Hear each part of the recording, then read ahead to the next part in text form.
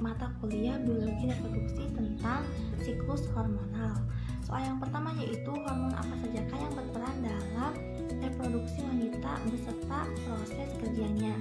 Nah, hormon yang berperan dalam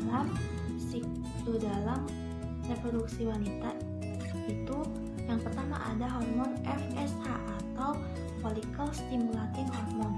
Nah, follicle stimulating hormone ini mulai ditemukan pada gadis mulai kira-kira berumur 11 tahun dan terus bertambah sampai dewasa.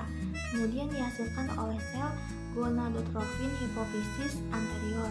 Kemudian sintetis dan pelepasan dirangsang oleh luah LHRH berdenyut dari hipotalamus. Kemudian dibentuk oleh sel B, basofil, dan lobus anterior hipofise yang menimbulkan beberapa folikel primordial yang dapat berkembang dalam ovarium. Kemudian hormon yang kedua yaitu ada hormon LH atau luteinizing hormone. Nah, hormon LH ini dihasilkan oleh gonadotropin hipofise. Kemudian sintetis dan pelepasan dirangsang oleh luah LHRH berdenyut dari beberapa hipotalamus. Kemudian lobus anterior hipofise akan mengeluarkan LH pada saat estrogen menekan produksi FSH.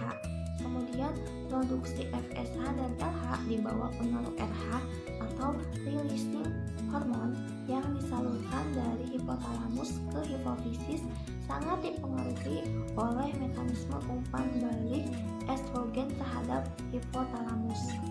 Nah, adapun proses kerja hormon FSH dan LH itu pertama sintetis dan pelepasan LH dan FSH dirangsang oleh luah LHRH berdenyut dari hipotalamus. Kemudian LH dan FSH bekerja bersama-sama menyebabkan terjadinya sekresi estrogen dari folikel the graft. Kemudian LH menyebabkan penimbunan substansi pendahuluan dari progesteron dalam sel granulosa. Kemudian bila estrogen dibentuk dalam jumlah cukup besar, maka akan menyebabkan pengurangan FSH, sedangkan LH malah bertambah sehingga dicapai suatu rasio LH dan FSH yang merangsang terjadinya ovulasi.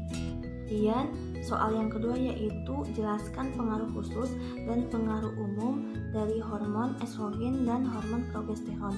Nah, pengaruh khusus pada hormon estrogen menyebabkan penebalan dari endometrium sehingga ovum yang sudah dibuahi dapat berimplantas atau tertanam di dalam dinding endometrium, menyebabkan hipertrofi dari dinding uterus, hipertrofi dan hiperplasia otot-otot uterus, hipertrofi dan hiperplasia jaringan payudara termasuk sistem pembuluh.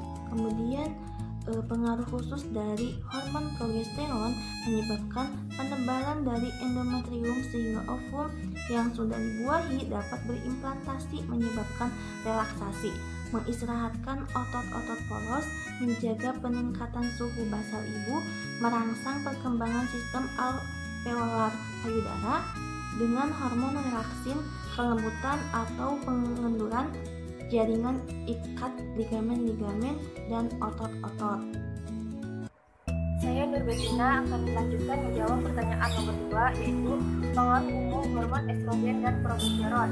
Hormon estrogen menyebabkan peningkatan dan perkembangan organ seksual wanita, sedangkan hormon progesteron menyebabkan peningkatan sekresi dan relaksasi otot-otot polos. Pertanyaan nomor 3 yaitu jelaskan tahapan siklus menstruasi. Siklus menstruasi terdiri dari 4 fase. Yang pertama, fase menstruasi. Fase menstruasi ini terjadi jika ovum tidak dibuahi sperma, sehingga korpus luteum akan menghentikan produksi hormon estrogen dan progesteron.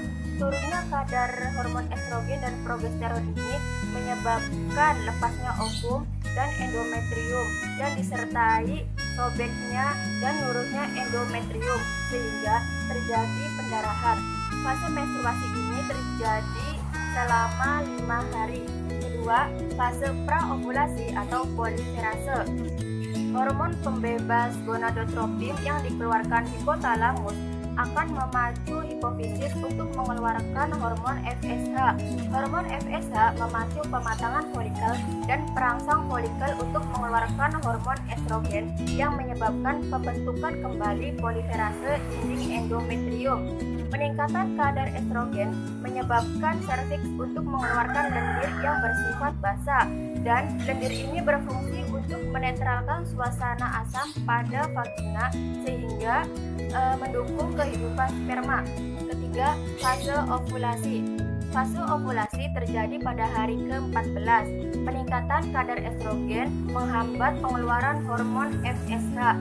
Kemudian, hipofisis akan mengeluarkan hormon LH atau luteinizing hormone.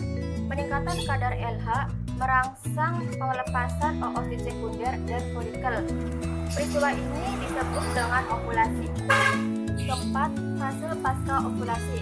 Fase pasca ovulasi berlangsung selama 14 hari sebelum menstruasi berikutnya. Folikel yang telah melepaskan oosit sekunder akan berkerut dan menjadi korpus luteum. Korpus luteum mengeluarkan hormon progesteron dan masih mengeluarkan hormon estrogen, namun tidak sebanyak ketika berbentuk folikel. Hormon progesteron mendukung kerja estrogen untuk mempertebal dan menumbuhkan pembuluh-pembuluh darah pada endometrium, serta mempersiapkan endometrium untuk menerima pelekatan embrio jika terjadi pembuahan atau kehamilan. Jika tidak terjadi pembuahan, korpus luteum akan berubah menjadi korpus albisan yang hanya sedikit mengeluarkan hormon, sehingga kadar estrogen dan progesteron menjadi rendah. Peristiwa ini akan menyebabkan terjadinya menstruasi kembali.